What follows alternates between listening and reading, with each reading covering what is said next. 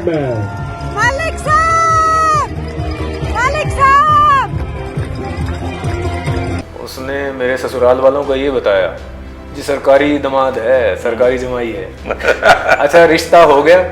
मेरी एंगेजमेंट चली लगभग 11 महीने। शादी हुई मेरी नवंबर 2007 में। इस बीच मैंने सरकारी नौकरी छोड़ दी। कैंटर, ये जो बड़े ट्रक वाले कैंटर होते हैं, वो किसी ने शराब पी रखी थी, उसने मेरे को ठोक दी। मैं दूसरे दरवाजे से निकलते थे, अपना ओपीडी करते थे, ड्राइवर के साथ चला जाता था, ओपीडी करके और दूसरे दरवाजे से ही आ जाता था, फुल स्लीव्स पहनते थे। अच्छा, ये जो बातें बता रहे हैं अभी तक नहीं पता आपने? मेरे पेरेंट्स को नहीं पता सर, मेरे वाइफ फ्रेंड्स को, बच्चों को पता है। अंकल जी ध्यान रखना। आप देखेंगे। सरकारी नौकरी मिली आपको? आमतौर पर सरकारी नौकरी मिलती है, हाँ, आपने सरकारी जॉब छोड़ दी। मैंने जब स्टार्ट किया है उस समय चेंजेस थे, अब मैं बिल्कुल ठीक हूँ। डॉक्टर साहब को दिखाया नहीं, देख लो तुम्हारा मामला गलत हो गया? दिखाया। वो कहे कि नहीं, ये नहीं छोड़ने वाला। क्योंकि मेरे जैसे जिनका पेट निकला वो तो बहुत कम हो गया आपके घरों में। हाँ सर, फिट है, बड़ा गर्व की बात है और प्राइड फीलिंग आती है जब आप फिनिश लाइन पे देश का झंडा लेके जो दौड़ रहे होते हैं, अपने देश को रिप्रेजेंट कर रहे होते हैं। रो रहा हो दिमाग में कि डॉक्टर साहब इस बच्चे को या मेरी घरवाली को कुछ बचा लो मत। वो मेरा पहला आयरन मैन था जब मुझे आयरन मैन का टाइटल मिला। जिन्हें आप सुन रहे हैं, जिन्हें आप देख रहे हैं, इनका परिचय आप लोगों से सामने करवा दूं। डॉक्टर अमित मलिक पानीपत के ही हैं और उगराखड़ी गांव के रहने वाले हैं। कार्यक्रम शुरू करने से पहले एक शेर, एक कहावत जो है, जो इनके ऊपर स्टिक बैठती है कि कौन कहता है कि आसमान पर छेद नहीं हो सकता, एक पत्थर तो तबीयत से उछालो यारो। तो ये कहावत जो है स्टिक बैठती है डॉक्टर अमित मलिक पर। अमित मलिक जो है, उनसे परिचय भी करवा रहा हूँ, और लेकिन आप उनकी फिटनेस देखिए। उनकी फिटनेस को देखकर आप ये नहीं कहेंगे ये डॉक्टर हैं, बल्कि ये लग रहा होगा कि एक स्पोर्ट्समैन है, और वाकई ये एक स्पोर्ट्समैन है। इनसे बातचीत करते हैं। डॉक्टर साहब स्वागत है आपका। थैंक यू कुलवंत जी, मुझे यहाँ इनवाइट करने के लिए और इतना अच्छा मेरा वेलकम और इंट्रोडक्शन के लिए आपका धन्यवाद करना चाहूँगा। तो डॉक्टर साहब को आज हमने इसलिए ये नहीं बुलाया कि बीइंग ए डॉक्टर आप लोगों के से सामने जो है इंट्रोड्यूस करवाएं। इनकी खासियत बहुत है, इनकी आप लोग सुनेंगे तो आप लोग भी कहेंगे यार वाकई मैं शायद बन सकूं ऐसा। आयरन मैन के नाम से ये पूरे देश में आज प्रसिद्ध हैं, और दूसरी बार पूरा आयरन मैन के रूप में जो है ख्याति मिलेंगे। अब आप पूछेंगे आयरन मैन क्या होता है, तो विस्तार से चर्चा भी करेंगे। और बड़ी बात है कि इनके पेशे के बारे में जब इनसे बातचीत करेंगे वो चीज़ आप ध्यान से सुनना, क्योंकि ये चीज़ें जो हैं हम लोगों के आसपास में गुजर रही है, हमारे परिवारों के आसपास में गुजर रही हैं। और डॉक्टर साहब की बात सुन के आपको वाकई लगेगा कि वाकई ये चीज़ जो है हम लोग छोड़ सकते हैं, और वो क्या चीज़ें हैं उस पर जो है बाद में डिस्कशन करेंगे। लेकिन सबसे पहले डिस्कशन हमारा इन्हीं के ऊपर रहेगा कि आयरन मैन जो है क्या है, और आयरन मैन की ख्याति क्या होती है, और इतने पतले दुबले जो डॉक्टर हैं, 45 साल के डॉक्टर साहब हैं, और कैसे जो है अपने आप को इन्होंने मेंटेन करके रखा हुआ है। डॉक्टर साहब, सवाल मेरा शुरू से ही है कि आपने टी शर्ट जो है आयरन मैन, आपने कैप जो है आयरन मैन की डाली हुई है। आयरन मैन क्या चीज़ है, और आपकी ये जो फिटिंग है जो इस पे जो है जरूर चर्चा करूँगा। जी कुलवंत जी, बेसिकली आयरन मैन, ये जो मैंने टी शर्ट और अपने कैप की बात की, तो ये iron man Hamburg European championship की है कैप भी, जो मैंने अभी 1 जून 2025 को ही कंप्लीट की है हैम्बर्ग जर्मनी में।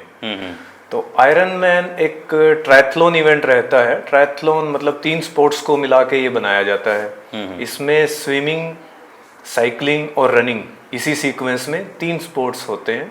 ट्रायथलॉन इवेंट है। 3 स्पोर्ट्स में कितना कितना डिस्टेंस होता है आयरन मैन टाइटल हासिल करने के लिए? 3.8 किलोमीटर स्विमिंग होती है पहले ओपन वाटर में, यानी कि जहाँ लगातार सारा ये इवेंट जो बता रहा हूँ मैं सारा लगातार ही चलेंगे, बीच में गैप नहीं रहता है। तो जहाँ सी है, सी में या फिर लेक में या रिवर में, जिस भी जगह आयरन मैन की चैंपियनशिप हो रही है, तो 3.8 किलोमीटर पहले स्विम से स्टार्ट होता है। टाइमर स्टार्ट हो जाता है आपका। एक बार टाइमर स्टार्ट हुआ तो आपका इवेंट, सारी चीज़ें कंटिन्यूएशन में चलती रहती हैं उस दिन। इसके बाद ट्रांजिशन होता है, ट्रांजिशन 1 जिसको हम बोलते हैं। ट्रांजिशन 1 स्विमिंग और साइकिलिंग के बीच में, वो आपको स्विम के एग्जिट से निकलकर भागकर जहां आपकी साइकिल रैक होती है, रैक की होती है आपने, वहां पहुंचना होता है। स्विम से चेंज करने होते हैं कपड़े साइकिलिंग के, हेलमेट और सारा सेफ्टी गॉगल्स या साइकिलिंग आपके शूज़। वहाँ से आप साइकिल लेके निकलते हैं, फिर आपका साइकिलिंग लेग शुरू होता है। साइकिलिंग आपकी होती है इसमें 180 किलोमीटर की। 180 किलोमीटर में एलिवेशन भी होती है, कई जगह फ्लाईओवर्स भी आते हैं, कुछ हिल्स भी आती हैं, जिस भी आप रीजन में कर रहे हैं। तो 180 किलोमीटर साइकिलिंग कंप्लीट होने के बाद T2 यानी कि ट्रांजिशन 2 शुरू होता है, जो कि साइकिलिंग और रनिंग के बीच में आता है। वो भी टाइम काउंट होता है कि आप साइकिल से उतर के आप साइकिल रैक करते हैं, साइकिल वाले कपड़े हेलमेट वगैरह चेंज करते हैं, रनिंग शूज़ और रनिंग कैप में आ जाते हैं। फिर वहाँ से आपकी रनिंग स्टार्ट होती है, जो होती है फुल मैराथन, यानी कि 42.2 किलोमीटर। 42.2 किलोमीटर ये रनिंग ख़त्म होने के साथ ही आपका आयरन मैन का इवेंट ख़त्म होता है। टाइमर स्टार्ट हुआ स्टार्टिंग में, यहाँ आपका टाइमर जो आप मैट को क्रॉस करते हैं पूरा टाइम आपका काउंट हो जाता है, स्क्रीन पर आ जाता है। ये टोटल डिस्टेंसेस होते हैं आयरन मैन के। और इसमें कट ऑफ होता है हर आपके स्पोर्ट्स का। स्विमिंग का अलग कट ऑफ होता है, जनरली होता है 2 घंटे 20 मिनट स्विमिंग का, और स्विमिंग प्लस ट्रांजिशन 1 का 2 घंटे 20 मिनट। उसके बाद साइकिलिंग के कट ऑफ अलग अलग रहते हैं, फिर रनिंग के भी होते हैं और इनके इंटरमीडिएट कट ऑफ भी होते हैं। मान लीजिए साइकिलिंग 90 किलोमीटर इतने टाइम तक क्रॉस हो जानी चाहिए, फिर 145 किलोमीटर इतने टाइम तक क्रॉस हो जानी चाहिए। सेम रनिंग का 21 किलोमीटर यहाँ तक क्रॉस हो जानी चाहिए, फिर पूरे इवेंट का कट ऑफ। तो जो ये सारे कट ऑफ मीट करता है विद इन टाइम, उसे आयरन मैन का टाइटल दिया जाता है। टोटल कट ऑफ कितना रहता है अगर मैं देखूं, अलग अलग क्षेत्र में अलग अलग है। जो जनरल एक टाइमिंग है वो 17 घंटे का कट ऑफ होता है टोटल इवेंट के लिए। लेकिन कई जगह जो ऑर्गेनाइजर्स हैं, जैसे यूरोप में टाइम कम भी कर देते हैं। अब यहाँ 16 घंटे का कट ऑफ था और इसे मैंने 12 घंटे 27 मिनट में पूरा किया। 12 घंटे 27 मिनट जी। पहले मेरे ख्याल मैंने शायद आपका एक बार पहले इंटरव्यू किया था, तब आपने 14 घंटे में शायद ये 14 घंटे 21 मिनट में किया था मैंने। 1 अक्टूबर 2023 को जो पहला मेरा फुल आयरन मैन था बार्सिलोना स्पेन में। तो उससे और मैंने अपने टाइमिंग को काफ़ी इम्प्रूव किया, लगभग 2 घंटे कम किया है ये वाला इवेंट। ये कहाँ हुआ था? ये हैम्बर्ग जर्मनी में। तो कितने लोग इसमें लेते हैं सर पार्ट ये? क्योंकि आमतौर पर हरियाणा में शायद किसी को नहीं पता होगा, या ये कह सकते हैं कि 90% लोगों को ही नहीं पता कि आयरन मैन भी नहीं पता होगा। ठीक कह रहे हैं आप, क्योंकि ये रीजन है यहाँ इस तरह के स्पोर्ट्स ज़्यादा वो नहीं है। टोटल पार्टिसिपेंट्स अलग अलग रहते हैं कुलवंत जी, कुछ जगह 2000, 2500, 3000। इसमें 3000 पार्टिसिपेंट थे टोटल, 3100 के आसपास पार्टिसिपेंट थे ऑल ओवर द वर्ल्ड। तो इतने पार्टिसिपेंट थे, सबका तो नहीं कंप्लीट हो पाता, बट ये सब जगह थे। इंडिया से करीब 20 या 25 के आसपास पार्टिसिपेंट रहे हैं। अच्छा, ये जो मैं एक बार एक थोड़ा सा और इंट्रोडक्शन दे दूँ डॉक्टर साहब के बारे में। जब आप सुनते जाओगे तो आप समझते भी जाओगे। मैंने उगराखेड़ी का नाम इसलिए लिया क्योंकि स्पोर्ट्स का हब है और ख़ास तौर पर कबड्डी का हब है। आप जाओगे उगराखेड़ी गांव में, यहाँ से मात्र 7-8 किलोमीटर की दूरी पे होंगे, जकालाम से बिल्कुल सामने। तो जाओगे, मोस्टली जो है हर घर में आपको कबड्डी का प्लेयर ज़रूर मिलेगा या कोई ना कोई स्पोर्ट्समैन जो है ज़रूर मिलेगा। और जीन्स में ये चीज़ें जो हैं, विरासत में जो चीज़ें हैं, ये इनको मिली हैं क्योंकि इनके फादर साहब जो है यशपाल मलिक जी डाइंग एसोसिएशन के प्रेसिडेंट भी रहे हैं और समाज सेवी भी हैं और पुलिस में उन्होंने नौकरी भी की है। और उनके पुत्र हैं ये, और गांव में वो खेला भी करते थे और गांव से ही आपको ये चीज़ें जी विरासत में मिली। जी बिल्कुल। देखिए कुलवंत जी, मैं यही कहूँगा कि गांव में भी देखें सभी स्पोर्ट्स करते हैं, उससे भी बड़ी प्रेरणा मिली। मेरे पिताजी खुद कबड्डी खेले हुए हैं और वो कबड्डी खिलाया भी उन्होंने, कबड्डी के कोच भी रहे हैं। मेरी माताजी भी शादी से पहले पीटीए टीचर रही हैं।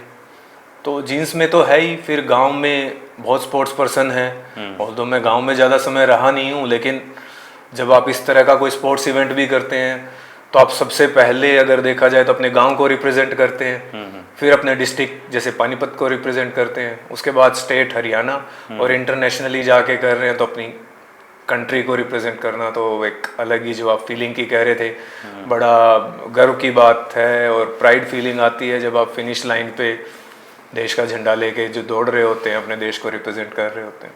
आपके गांव में क्योंकि बहुत स्पोर्ट्समैन निकले जी, हैं। काफी काफी मतलब लोग sports नाम खेलते है हैं। था। कबड्डी तो घर घर में बच्चे बहुत हैं। लड़कियों की कबड्डी की टीम बच्चियों की बहुत अच्छी है हमारे गांव की। क्योंकि मेरे जैसे जिनका पेट निकला वो तो बहुत कम होंगे आपके गांव में। हाँ सर, फिट है और फिटनेस पे करता रहना चाहिए काम, यही है, अच्छा लगता है देख के गाँव में। अच्छा, क्योंकि ज्यादा तो कबड्डी की टीमें हैं आपके, कबड्डी के प्लेयर हैं। हाँ जी। उनसे हटके आपको इसमें कैसे जोश हुआ कि यार ये काम करना है मैंने?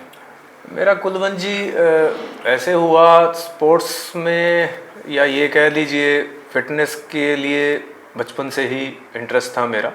पढ़ाई में तो अच्छा था ही, पहले बचपन में थोड़ा बहुत रनिंग कर लेते थे, एथलेटिक एक्टिविटी कर लेते थे, या फिर बास्केटबॉल खेली है मैंने 8th तक।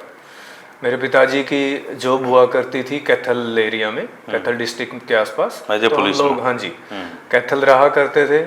उस समय मैं वहाँ स्टेडियम में रनिंग भी करता था और बास्केटबॉल खेलता था, तो बास्केटबॉल खेलना बड़ा अच्छा लगता था।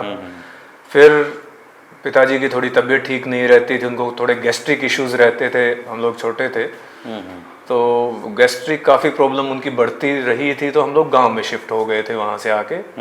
पिताजी ने ट्रांसफ़र इधर ले ली थी। यहाँ फैमिली है, एक्सटेंडेड फैमिली, चाचा ताऊ सारी फैमिली यहाँ रहती थी। तो यहाँ शिफ्ट होने के बाद मैंने 9th-10th की डीएवी हुड्डा से और 11th-12th डीएवी थर्मल से की। तो इस दौरान भी मैं स्पोर्ट्स के एथलेटिक्स इवेंट करता रहता था। मान लीजिए 100 मीटर रेस हो रही है या क्रॉस कंट्री रेस है, शॉट पुट थ्रो है, तो एथलेटिक इवेंट्स में उस समय भी करता था और ठीक ठाक उसमें रहा हूँ। बेस्ट एथलीट भी उसमें आया हूँ मैं। तो स्पोर्ट्स में रहा है इंटरेस्ट। उसके बाद मेडिकल कॉलेज में एडमिशन हो गया मेरा, रोहतक मेडिकल कॉलेज में। वहाँ जितना टाइम मिलता था स्पोर्ट्स किया, रनिंग या बाकी एक्टिविटी अपनी फिटनेस रखने के लिए, वॉलीबॉल भी खेले, फुटबॉल भी खेले।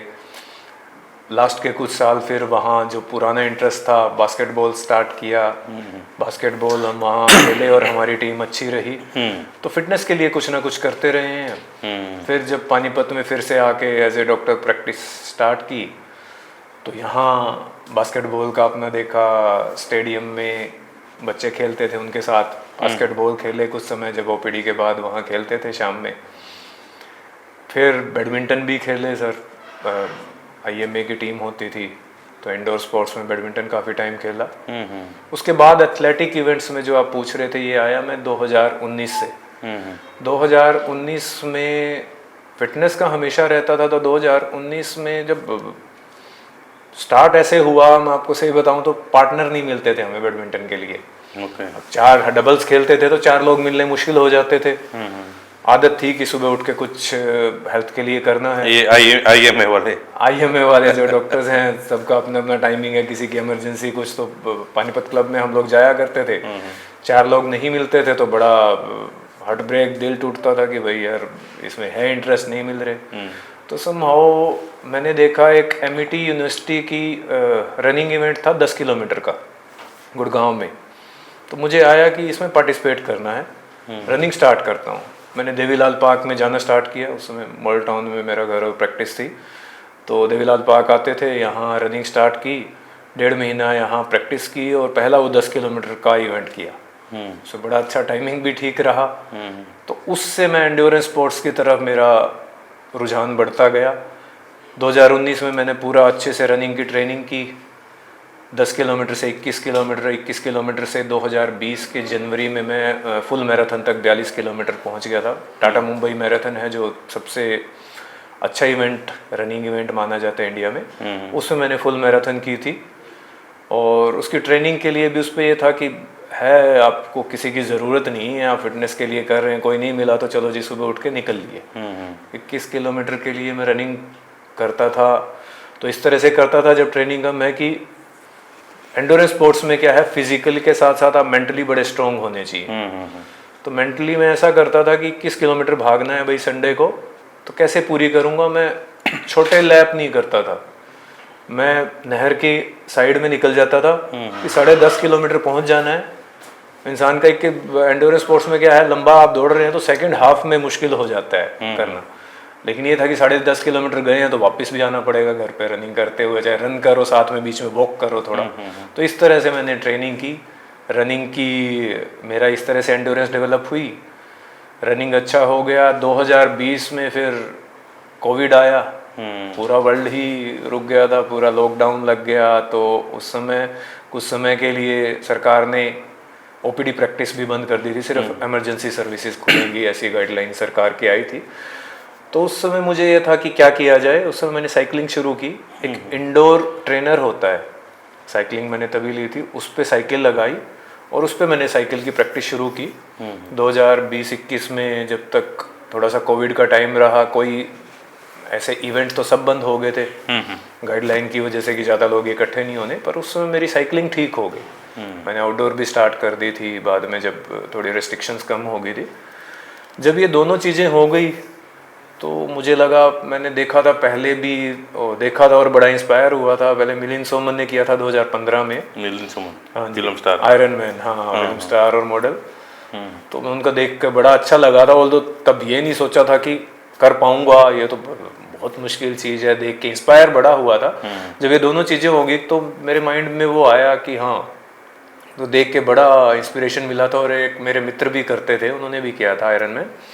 तो मैंने सोचा कि अब स्विम अपनी हल्की फुल्की आती थी, स्विम इम्प्रूव करके और मुझे आयरन मैन ट्रायथलॉन करना है और आयरन मैन में जाना है। तो 2022 में कुलवंत जी, जब तक एक बार हो चुका था हाफ आयरन मैन गोवा में, इंडिया में सिर्फ हाफ आयरन मैन ही होता है अब तक, फुल आयरन मैन नहीं हो रहा है। तो गोवा में मैंने रजिस्टर किया मार्च एंड में 2022 में हाफ आयरन मैन के लिए। और रनिंग वो करने की वजह से मैंने जैसे रजिस्टर किया, तो मैं आपको एक अजीब वो बताऊंगा, मेरे को आर्थराइटिस के चेंजेस आ गए। अब आप कहोगे आर्थराइटिस, ऑस्टियोआर्थराइटिस, बोथ नी, दोनों नी में थोड़े चेंजेस आए। मेरे फ्रेंड हैं डॉक्टर नरेंद्र को मैंने दिखाया, तो उन्होंने कहा भाई आर्थराइटिस के चेंज है, रनिंग बंद कर दो। मैंने कहा जी मैंने तो अभी आयरन मैन में रजिस्टर किया है, बंद तो नहीं कर सकता। 1 महीने के लिए मैंने सिर्फ स्विमिंग की। स्विमिंग बड़े अच्छा स्पोर्ट्स है जॉइंट्स की प्रॉब्लम के लिए भी। वो आया, मेरा हेरिडिटरी था, मेरी मदर को भी अर्ली एज में आ गए थे, उसकी वजह से चेंजेस आए। तो मैंने छोड़ा नहीं, मैंने कहा आयरन मैन तो करूँगा। मैंने स्ट्रेंथ ट्रेनिंग की, मसल्स की स्ट्रेंथ की, और वो जो थोड़े चेंजेस थे वो रिवर्स हो गए। ये मैं इसलिए भी बता रहा हूँ, लोगों को बड़ा लगता है जी, बड़े मिथ्स ही हैं, रनिंग करोगे तो गोड्डे खराब हो जाएंगे, रनिंग करोगे तो आपके जॉइंट्स ही नहीं चलेंगे। ऐसा नहीं, आप वेट मेंटेन करो, साथ में साइंटिफिक ढंग से स्ट्रेंथ ट्रेनिंग करो, तो ऑस्टियोआर्थराइटिस के चेंजेस उल्टे रिवर्स हो जाएंगे। मैंने जब स्टार्ट किया है उस समय चेंजेस थे, अब मैं बिल्कुल ठीक हूँ। तो डॉक्टर साहब को दिखाया नहीं, देख लो तुम्हारा मामला गलत हो गया, दिखाया वो कहे कि नहीं ये नहीं छोड़ने वाला। तो फिर मैंने 13 नवंबर को पहला हाफ आयरन मैन किया, उसमें 6 घंटे 52 मिनट में किया था। 8.5 घंटे कट ऑफ होता है हाफ आयरन मैन का गोवा में। तो बड़ा अच्छा लगा, उससे मेरी जो मोटिवेशन बढ़ती गई। फिर मैंने सोचा कि हाफ आयरन मैन को, जो हमारा ट्रायथलॉन कम्युनिटी है, उसको कहते हैं आप आयरन मैन नहीं बोल सकते खुद को। तो है भी ऐसा ही कि फुल आयरन मैन करने वाले को आयरन मैन का टाइटल दिया जाता है, और वो एक बार टाइटल की, you are an iron man, आप रहते हैं जीवन भर के लिए। फिर मैंने नवंबर 2022 में रजिस्ट्रेशन ओपन हुई स्पेन बार्सिलोना की फुल आयरन मैन की, जो 1 अक्टूबर 2023 को होना था। वो मैंने रजिस्टर किया और उसके लिए ट्रेनिंग की 6-7 महीने अच्छी। फिर मैंने फुल आयरन मैन वहाँ किया बार्सिलोना स्पेन में 14 घंटे 21 मिनट में। वो मेरा पहला आयरन मैन था जब मुझे आयरन मैन का टाइटल मिला, तो बड़ी खुशी भी हुई। एक विश्वास था, मतलब मुझे विश्वास था सर, कर लूँगा। विश्वास का ऐसा है कि विश्वास का आपको बताऊं या मुश्किलें बताऊं, अभी मैं ओपन बता तो रहा हूं, मेरे पेरेंट्स को भी नहीं पता, मेरी वाइफ को पता है, मेरे बच्चों को पता है। 1 अक्टूबर 2023 को मेरा इवेंट था। 4 अगस्त 2023 में उस दिन मुझे 4 घंटे साइकिलिंग चलानी थी। सुबह मैं निकल गया साइकिल चलाने। यहाँ से मैं नीलोखेड़ी था, रोड उस समय खाली थी। सुबह 6:30 बजे मैं 6:30 पौने 7 नीलोखेड़ी पहुँच गया था। वहाँ से बस यू टर्न लेना था, 55-56 किलोमीटर मेरे हो चुके थे। यहाँ से नीलोखेड़ी गए? यहाँ से नीलोखेड़ी जी 4 घंटे चलानी थी, तो ये मानो 110-115-110 किलोमीटर तो चली जानी थी जिस स्पीड में मैं चलाता था। तो नीलोखेड़ी में बिल्कुल खाली रोड था, मैं आराम से चला रहा था। कोई कैंटर, ये जो बड़े ट्रक वाले कैंटर होते हैं, वो किसी ने शराब पी रखी थी, उसने मेरे को ठोक दिया। ओहो। एक्सीडेंट हो गया, हेलमेट अच्छी क्वालिटी का पहना हुआ था, चोटें लगी, साइकिल टूट गई। अब वो कहीं आसपास लोग देख भी रहे थे, वो उसको पकड़ के ले आए। मैंने कहा ये कौन है? कहते जी यही था। वो पूरा शराब पी हुई थी, उसने मुंह में से स्मेल आ रही थी। मैंने अपने फ्रेंड, घर पे तो नहीं बताया, डॉक्टर नरेंद्र अलावत है न्यूरोसर्जन हमारे मित्र, उनको बुलाया, जी सर आ जाओ, ऐसे ऐसे हो गए और साइकिल तो टूट गई, आपके साथ वापस आऊँगा, इसकी कंप्लेंट भी करनी है। पुलिस में कंप्लेंट भी की, वापस आ गए हॉस्पिटल में, सब अपना की, चोटें हर जगह थी, फ्रैक्चर नहीं था, भगवान की दया से गई। हालांकि गिरते ही सबसे पहले ये दिमाग में आया कि इतने महीने की मेहनत गई। लेकिन घर पे बैठा, वाइफ भी बोली कोई बात नहीं, फिर कर लेना, आपने मेहनत की, 1 साल बाद कर लेना, फ्रेंड ने भी कहा। मैंने कहा चलो देखूंगा। मैं 12-13 दिन कोई कुछ नहीं कर पाया। मैं दूसरे दरवाजे से निकलते थे, अपना ओपीडी करते थे, ड्राइवर के साथ चला जाता था, ओपीडी करके और दूसरे दरवाजे से ही आ जाता था, फुल स्लीव्स पहनते थे। अच्छा, बच्चों को पूरा मैंने बोल रखा था, बेटा पेरेंट्स दादा दादी को नहीं बताना। अच्छा। लगी वो टेंशन लेंगे, तो बच्चों ने भी जी पापा को आई फ्लू हो गया, उनके रूम में नहीं जाना, आपको आई फ्लू फैल जाएगा। तो वो देखेंगे। तो इस तरह से करके मैंने, जब इंजरी कम हो गया, अच्छा फुल स्लीव्स पहनने लग गए, मदर को कहीं डाउट तो हुआ। पहले तो शॉर्ट्स में घूमता था, रनिंग करता था, आजकल फुल स्लीव्स पहनता है। मैंने नहीं जी कुछ नहीं, थोड़ा सा मैं ऐसा कुछ नहीं, वो आई फ्लू ही है, चोट वोट कुछ नहीं है। होता है ना, मदर को पता लग जाता है कि है तो कुछ गड़बड़, है ना, माँ से तो कुछ चुपता नहीं है। तो सर उसके 13-14 दिन नहीं ढंग से मैं कुछ कर पाया उसके। लेकिन ऐसा नहीं मैंने छोड़ा था, वहाँ मैं स्ट्रेंथ ट्रेनिंग करता था तब भी। साइकिलिंग के लिए बैंड लगा के किया, वेट्स रखे कि स्ट्रेंथ कम नहीं होनी चाहिए, फिटनेस जितनी है कोई बात नहीं, थोड़ी कम होगी, हैं 6 हफ्ते मेरे पास। फिर मैंने 29 अगस्त को चंडीगढ़ में एक लोकल ट्रायथलॉन इवेंट था टफमैन का, उसमें इससे आधा डिस्टेंस होना था, 1.9 किलोमीटर स्विमिंग, 90 किलोमीटर साइकिलिंग और 21 किलोमीटर रनिंग। वो मैंने किया और वो मैंने टाइम से पूरा किया, ठीक ठाक टाइम पे। उससे मुझे कॉन्फिडेंस आया करूँ तो होगा, रजिस्टर किया हुआ है, सब बुकिंग है। फिर सर मैं वहाँ गया और 14 घंटे 21 मिनट में पूरा करके आया। अच्छा, ये जो बातें बता रहे हैं अभी तक नहीं पता आपने? मेरे पेरेंट्स को नहीं पता सर, मेरे वाइफ फ्रेंड्स को बच्चों को पता है। अंकल जी ध्यान रखना कुछ हाँ, अब देखेंगे। वो इसीलिए नहीं बताता था कि वो वैसे स्ट्रेस ले जाते हैं पेरेंट्स। हाँ बिल्कुल बिल्कुल। जी जी, चलो, मतलब जुनून था आपका, मतलब वो जुनून जो है आपके काम आ के गया। बिना सर कुछ भी पॉसिबल नहीं है लाइफ में। कुछ भी आपको अचीव करना है तो इतनी सेल्फ मोटिवेशन और जुनून होना चाहिए। तो कोई भी बड़ी चीज़ें की है, जुनून जिनको हो वही इंसान कर पाते हैं। अच्छा, स्पोर्ट्समैन, क्योंकि मैं बार बार उगरा खेड़ी का जिक्र करता हूँ जी, उगरा खेड़ी में स्पोर्ट्समैन सारे भरे पड़े हैं। स्पोर्ट्समैन से आपके फादर पुलिस में रहे हैं। हाँ जी। आपका पेशा कैसे चेंज हो गया, डॉक्टरी लाइन में कैसे आ गया? मतलब डॉक्टरी लाइन और ये स्पोर्ट्समैन का, ये थोड़ा सा समझाएं। हाँ, ये एक्चुअली ये ऐसा था कुलवंत जी, मैं पढ़ाई में बचपन से ही अच्छा था, मतलब ठीक अच्छे स्टूडेंट्स में रहा हूँ, टॉप स्टूडेंट्स में रहा हूँ, और स्पोर्ट्स भी खेलना। यही 2 चीज़ थी कि पढ़ाई अपना टाइम से पूरी की और खेलने निकल गए। आके फिर अपना सो गए, खाया पिया और अपना फिर स्कूल, यही आदतें थी। उस समय तो ये सब चीज़ें भी नहीं थी कि मोबाइल में टाइम खराब कर लिया। टीवी कभी इतवार को देखा करते थे, कभी रविवार को कोई रंगोली या कुछ महाभारत रामायण ये सब देख लिया। इसके अलावा तो ऐसा नहीं था कि कोई टीवी में टाइम खराब होना है या मोबाइल में। तो हैबिट सारी यही थी कि खेलने की और उसकी। फिर जब पिताजी की तबीयत खराब रहती थी, होता तो उस समय छोटा ही था मैं, 6th 7th 8th में, तो दिमाग में आया कि क्या है, उस समय समझ भी नहीं आता था कि डॉक्टर बनूं। फिर हम लोग जैसे यहाँ उगराखेड़ी शिफ्ट हो गए, यहाँ से डीएवी में पढ़ते थे, तो मुझे ये था कि डॉक्टर बनना है। फैमिली में आसपास कोई बैकग्राउंड नहीं था, गाइड करने वाले नहीं थे कि कैसे करना है। और उस समय बहुत ज़्यादा मेडिकल लाइन में ऐसा नहीं है कि अवेयरनेस बहुत ज़्यादा नहीं थी, या तो आपकी फैमिली में हो। मुझे ये था कि बनना है, कैसे बनना है नहीं पता जी। 12th की तब पता लगा ये बुक्स होती हैं, इस तरह से एग्ज़ाम देना होता है 2।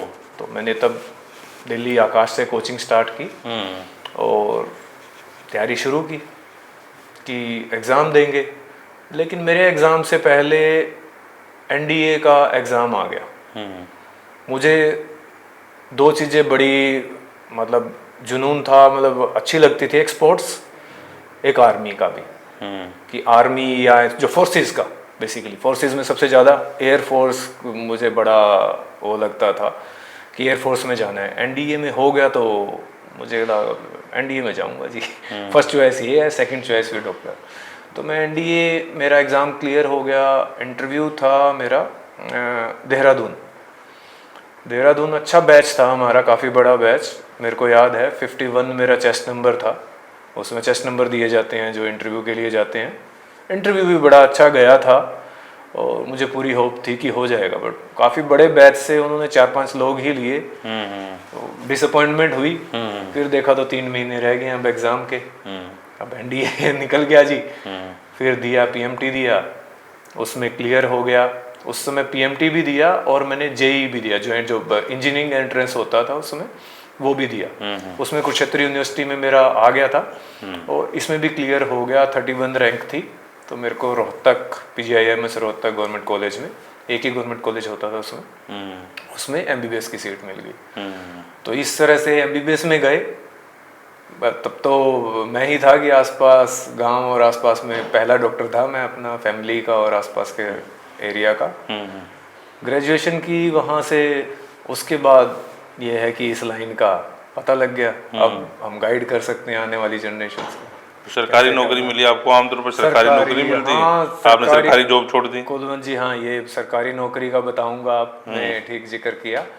MBBS करने के बाद मैंने पोस्ट ग्रेजुएशन का स्पेशलाइजेशन के लिए एग्ज़ाम दिया था। एग्ज़ाम मेरा क्लियर हो गया था। मुझे सेक्रेटरी उठानी थी। बेसिकली मुझे सेक्रेटरी में काफ़ी इंटरेस्ट था कि मनोरोग को समझना और उसको ठीक करने का काफ़ी शौक था। तो मैंने सेक्रेटरी उठाई। चेन्नई मेडिकल कॉलेज काफ़ी अच्छा कॉलेज है, चेन्नई का CMC। सेक्रेटरी उठा ली, लेकिन उसके बाद क्या, दोस्तों ने, सीनियर्स ने कहा भाई सेक्रेटरी में तो आपको यह कि कम्युनिकेशन इतना करना पड़ता है, पेशेंट से इतनी इतनी देर बात करोगे तो आप प्रॉपर डायग्नोज कर पाओगे, ट्रीट कर पाओगे समझने के लिए। वहाँ लैंग्वेज का आपको इश्यू रहेगा, इंग्लिश बोलते नहीं है वहाँ, ठीक है। तो वहाँ की लैंग्वेज सीखने में आपको 1.5-2 साल निकल जाएगा। तो सेक्रेटरी आपने उठा गलत जगह ली, नॉर्थ इंडियन होने के नाते। उसके बाद आ गया गवर्नमेंट जॉब का एग्ज़ाम। एक गवर्नमेंट जॉब की सीट्स निकली, एग्ज़ाम मैंने दे दिया, एग्ज़ाम क्लियर हो गया। मुझे बनियानी PHC है जो रोहतक में कलानौर CHC के अंडर आती है, वहाँ पे मेरी पोस्टिंग रही। वहाँ मैं सुबह ही पहुँच जाता था, 9 बजे का टाइम होता था, 9 बजे में पहुँच जाता था जी। वो भी अपना व्हीकल होता था, अपने व्हीकल से, कई बार अपना व्हीकल नहीं होता तो जीप में लटक के पहुँच जाते थे। तो ड्यूटी ये था कि टाइम अच्छे से ड्यूटी करनी है। कल्चर थोड़ा अलग था उस समय। ये था कि उस समय कुछ जगह अभी भी है, उस समय तो काफ़ी ज़्यादा था कि जो MO है, मेडिकल ऑफिसर है PHC में, वो पेशेंट नहीं देखते थे। उस टाइम भी नहीं देखते हैं? उस टाइम और आज भी नहीं देखते? आज फिर भी देखने लग गए हैं, आज फिर भी देखने लग गए। उस टाइम नहीं देखते थे। उस समय फार्मासिस्ट ही डॉक्टर होता था। फार्मासिस्ट डॉक्टर देख रहा है, मैक्सिमम गाँव की OPD देख रहा है। जो MO है, चलो जी ये रिपोर्ट देनी है आपको, हैं कागजी काम भी काफ़ी होता था। या तो करते नहीं थे या उनमें उलझे रहते थे या लोग इंटरेस्ट नहीं होता था।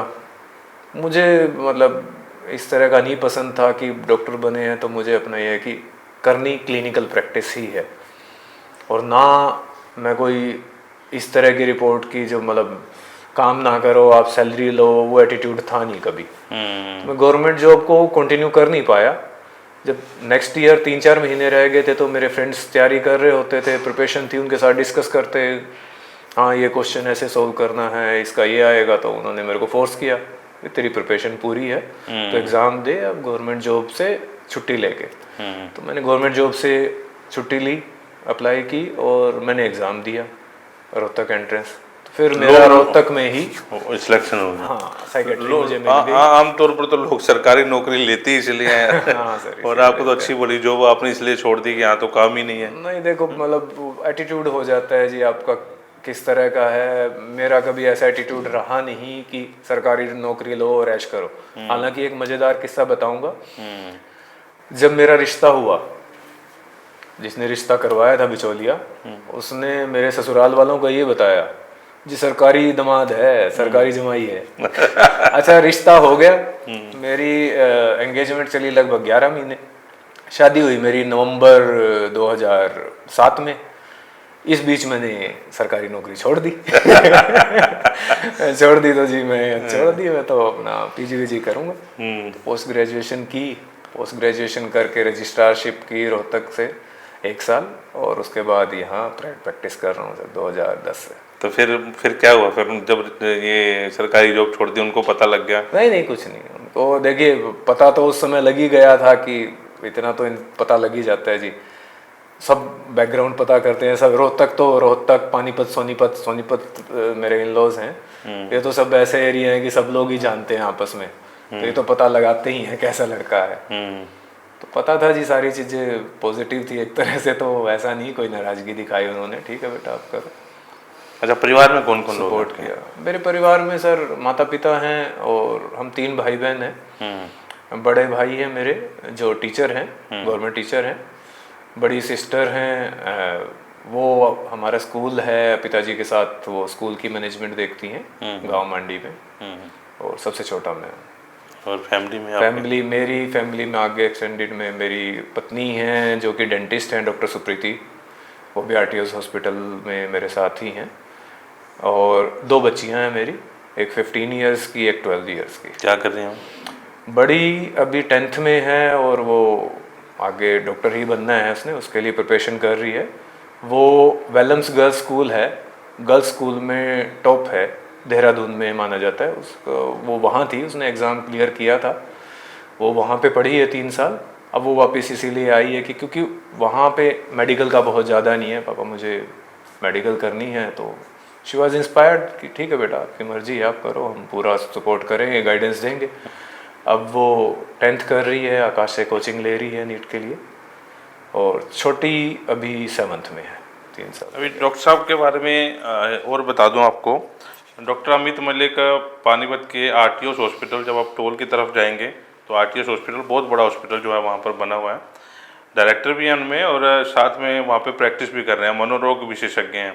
अब इनके पेशे के ऊपर जो है बात करेंगे, बात ध्यान से सुनना कि ये मोबाइल पड़ा है, हमारी आदत ऊपर नीचे जाने की, ऊपर से नीचे आने की, ये इसका पॉजिटिव रिस्पॉन्स और नेगेटिव रिस्पॉन्स दोनों चीज़ें हैं। और ख़ास तौर पर जो जुए की लत पड़ रही है बच्चों को, वो भी इसी से पड़ रही है, झगड़े भी इसी से बढ़ रहे हैं वो इनसे, क्योंकि मनोरोग विशेषज्ञ हैं डॉक्टर साहब के पास ज़्यादातर केस ही ऐसे आते हैं। डॉक्टर साहब आपके पेशे के ऊपर थोड़ी जानकारी जुटा लें, क्योंकि जैसा मैंने बताया कि पॉजिटिव और नेगेटिव दोनों रिस्पॉन्स हैं, लेकिन हमारे इंडिया में ज़्यादातर लोग जो है नेगेटिव चीज़ों को पहले फॉलो करते हैं, पॉजिटिव को बाद में करते हैं। और जब सारा झगड़ा पड़ जाता है, आपने देखा होगा, सास बहू की लड़ाई होती है, पति पति की लड़ाई होती है, तो वो सीधा एक ही बात करता है, इसने नाश मार दिया घर का। तो आपके पास तो ऐसे केस बहुत आते होंगे? बहुत आते हैं कुलवंत जी, काफ़ी केस आते हैं। बिल्कुल आपने ठीक चीज़ की तरफ इशारा किया, ये मोबाइल की तरफ। ये मेंटल हेल्थ खराब करने में काफ़ी बड़ा इसका रोल है। और पहले जो ठीक है नेगेटिव ज़्यादा है, थोड़े से पॉजिटिव की तरफ मैं इसकी बात करूंगा कि मोबाइल या इंटरनेट का अगर पॉजिटिव यूज़ की सिर्फ किया जाए तो बहुत अच्छी चीज़ है। मोबाइल इंटरनेट क्यों, किसी भी टेक्नोलॉजी को ले लीजिए आप, कंप्यूटर आ गए हैं, मोबाइल आ गए हैं, और जो नए सॉफ्टवेयर्स आ रहे हैं, उनका अगर पॉजिटिव वे में यूज़ करें बहुत अच्छे हैं। आपको कोई भी जानकारी चाहिए घर बैठे मिल जाएगी, आपको किसी को कनेक्ट करना है घर बैठे 1 सेकंड में हो जाएगा, ये पॉजिटिव है। किसी से मिल कनेक्ट करना है, लेकिन जरूरी बात के लिए, है ना, बहुत जरूरी नहीं तो किसी को कांटेक्ट करना आप कैसे करेंगे? आज के टाइम पे किसी को कोई इमरजेंसी भी आ जाए, किसी को मैसेज देना है, कैसे देंगे? 1 सेकंड में आप दे पाएंगे। सालों पहले ये पॉसिबल नहीं था। कोई जानकारी ज़रूरी लेनी है, पढ़ाई में भी आप देखो, अगर पॉजिटिव वे में यूज़ करें, जो बच्चे पढ़ते हैं बहुत कुछ अवेलेबल है पढ़ने के लिए मोबाइल पे, आपको कोई टॉपिक क्लियर करना है। लेकिन पॉजिटिव तभी है जब यहाँ तक सीमित रहे, यहाँ तक रहते नहीं है जी। 90% पॉपुलेशन इसके नेगेटिव चीज़ों को आकर्षित कर रही है। नेगेटिव चीज़ें क्या क्या, छोटे से शुरू हो जाते हैं। बहुत छोटा बच्चा है, खाना नहीं खा रहा है, यूट्यूब चला दीजिए तभी खाना खाएगा। हमारी फैमिलीज़ में भी, मैं जो रिलेशन में भी है, मैं सबको बोलता हूँ यूट्यूब चला दी तभी खाना खाएगा, गलत है जी। आप पीडियाट्रिशियन से डिस्कस कीजिए, किसी से भी, किसी डॉक्टर से डिस्कस कीजिए, साइकोलॉजिस्ट से डिस्कस कीजिए। इससे बच्चे को अपनी भूख डेवलप करने का पता ही नहीं है। उसकी आदत ही ये बन गई है जी, मोबाइल चलेगा तो खाएगा। पेरेंट्स ने आदत डाल दी, मदर ने आदत डाल दी, मेहनत ना करनी पड़े। पहले भी तो मदर खिलाती ही थी, कटोरी चम्मच लेके घूमती रहती थी, वो बच्चों को, उनको भी खाने की आदत पड़ती थी। ऐसा नहीं है कि वो खाते नहीं थे, पर अब क्या है, आसान हो गई लाइफ, उसको लगा दिया, दे दिया, चलो जी बच्चा खाता रहा, बच्चों को भूख का पता ही नहीं है, उससे कैसे आ रही है। हाँ जी, इस चीज से कैसे बचे? इस चीज से यही है, ये तो पेरेंट्स को जिम्मेदारी लेनी पड़ेगी।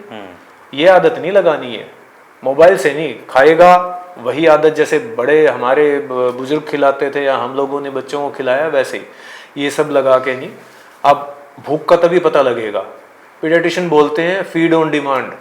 मदर्स एंक्शियस होती रहती हैं कि जी बच्चा खाता नहीं है, भैया भूख लगेगी डेफिनेटली खाएगा, आप भूख के हिसाब से दीजिए।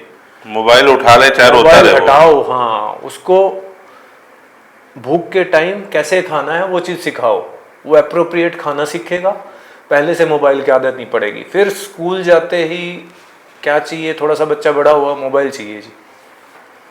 उस जिस एज में ज़रूरत भी नहीं है मोबाइल दे देते हैं, मोबाइल नहीं छुड़वाते हैं। फिर हमारे पास आते हैं 10 साल से और 16-17 साल तक के तो बहुत ज़्यादा बच्चे, मैं कह रहा हूँ 10 भी ज़्यादा कह दिया, 9 साल से शुरू हो जाते हैं। 9 साल का बच्चा क्या होता है, क्या चीज़ें देखी थी, उसको आते हैं कि जी मोबाइल की एडिक्शन होगी, इसको चिड़चिड़ा हो रहा है, इतना ज़्यादा स्क्रीन देखता है, चिड़चिड़ा होगा, फिजिकल एक्टिविटी नहीं है। तीसरा पॉजिटिव नेगेटिव हो रही इसका इसलिए है कि सब कुछ अवेलेबल है, खेलते हैं जी, क्या खेलते हैं, मोबाइल पे गेम खेलते हैं। मोबाइल ना हो तो आउटडोर गेम खेल ले, ठीक है ना, आउटडोर एक्टिविटी कराओ बच्चे की, वैसे ही लाइफस्टाइल बैलेंस रहेगा। तो ये चीज़ें भी छुड़वाते हैं आप? हाँ, ये एडिक्शन छुड़वाते हैं, ये लगी रहती है। इसके बाद आ जाएं, एडोलसेंट एज में आ जाएं, बच्चों को और एक्सपोजर मिल गया। एक तो सोशल मीडिया के जो इतने नेगेटिव हैं, आप भी देखते हैं, कोई रेस्ट्रिक्शन तो है नहीं, वो तो एक फॉर्म भरवा लेते हैं, यू आर अबव 18 ईयर्स। अब वो कोई 10 साल का बच्चा उस पर क्लिक कर रहा है या 20 साल का कर रहा है या 30 साल का, उनको तो पता नहीं है जी। उन्होंने अपनी तरफ से डिस्क्लेमर दे दिया कि आप 18 साल से ऊपर है तो देख सकते हैं कुछ भी। उसका कितना गलत प्रभाव पड़ता है आप खुद देख सकते हैं। आप तो मतलब इस तरह के केसेस आपके सामने खुद आते रहते हैं न्यूज़ में। तो वहाँ ये एडिक्शन होगी। फिर गेमिंग की एडिक्शन, गेम्स पीछे तो कुछ सरकार ने बैन किए हैं, मैं तो अपील करूँगा कि बाकी भी जो एडिक्शन के शिकार हो रहे हैं, गेमिंग को बैन किया जाए और गैम्बलिंग को भी मॉनिटर किया जाए। गैम्बलिंग की आदत पड़ती है, इतने बच्चे गैम्बलिंग को लेके आते हैं कि गैम्बलिंग एडिक्शन होगी। और ये सारी addictions, phone addiction, gambling addiction या बाद में जो नशे के शिकार होते हैं, ये सारी एक ही साइंटिफिक ढंग से दिमाग पे असर करती हैं। ये सारे एडिक्शन के पार्ट है, चाहे वो फ़ोन की एडिक्शन हो, चाहे जुए की एडिक्शन हो या नशे की एडिक्शन हो, शराब की, कोकेन की, अफीम की, गांजा की, ये सारी एडिक्शन है और ये एक ही तरीके से काम करती है। और इनका ट्रीटमेंट भी एक लाइन से ही शुरू होता है। कोई किस्सा याद आता है आपको कि मतलब कोई परिवार ऐसा आया हो, मतलब रो रहा हो दिमाग में कि डॉक्टर साहब इस बच्चे को या मेरी घरवाली को कुछ बचा लो, मतलब मैं तो पागल हो जाऊंगा? किस्से बहुत हैं कुलवंत जी, मेरे पास तो डेली ऐसे पेशेंट्स आते हैं। एक रोहतक से परिवार आया था, वो लड़का ठीक ठाक ही, मतलब ये एवरेज फैमिलीज़ के जो मैं बता रहा हूँ जिनका ज़्यादा ब्योंत नहीं था, वो गेमिंग एडिक्शन का शिकार हो गया और जुए में इसमें लगाता रहता था। वो करीब 1 करोड़ रुपए से ज़्यादा उसने खराब किया। शादीशुदा है लड़का, 30 साल के आसपास है। उसकी फैमिली लेके आई, उसका हमने ट्रीटमेंट किया, काउंसलिंग भी की, बिल्कुल छोड़ के रखा। इसके साथ उसकी अल्कोहल भी छुड़की, अल्कोहल भी जो लेता था ठीक रहा।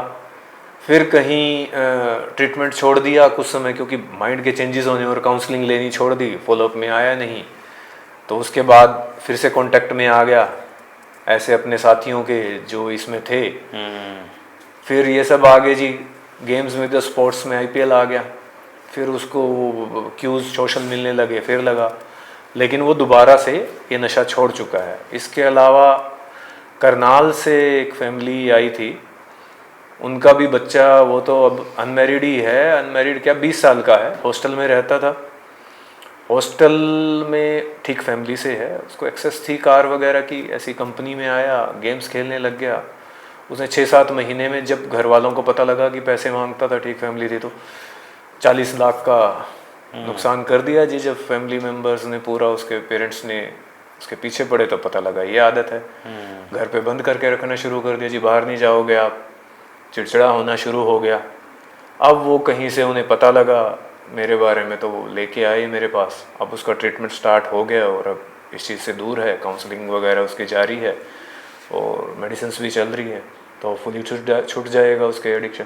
ये 2 हैं अगर गेमिंग एडिक्शन के देखें, किस्से ऐसे बहुत हैं तो जो पुअर फैमिलीज में भी, जिन्होंने लाखों करोड़ों बच्चों ने गेमिंग में ख़राब कर दिए हैं। तो लास्ट क्वेश्चन आपसे करूँगा जी सर। आयरन मैन तो बन गया आप, जी, आगे क्या है?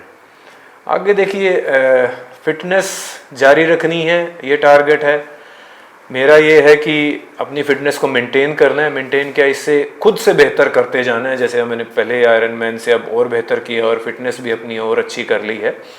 मैं आगे इस तरह के एंडोरेंस स्पोर्ट्स करता रहूँगा और लाइफ में आगे टारगेट है, कुछ सालों बाद एक अल्ट्रा मैन होता है, आयरन मैन से भी ऊपर एक इवेंट होता है, सुपर एंडोरेंस इवेंट होता है, 3 दिन का इवेंट होता है। वो कोना हवाई में होता है, अभी ऑस्ट्रेलिया में भी होता है, 2 जगह होता है।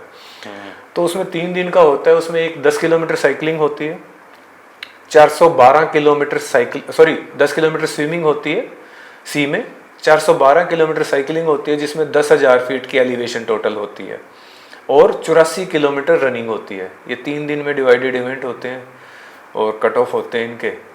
तो आगे फिटनेस बढ़ा के कुछ सालों बाद ये करना है। आयरन मैन की जर्नी जारी रहेगी। इसके अलावा ये है कि मैं चाहता हूँ कि और भी लोग, बच्चे जो फॉलो कर रहे हैं मुझे, मोटिवेशन लें। इसलिए मैं सोशल मीडिया पे भी मतलब साइंटिफिक इसके मेथड्स की कैसे फॉलो करनी है, एंडोरेंस स्पोर्ट्स को क्या क्या चीज़ें ध्यान रखनी हैं, कैसे आप एक्सरसाइज कर सकते हैं, क्या आपको स्ट्रेचिंग का ध्यान रखना है, क्या आपको स्ट्रेंथ ट्रेनिंग का ध्यान रखना है, कितना ड्यूरेशन बढ़ाना है पर वीक।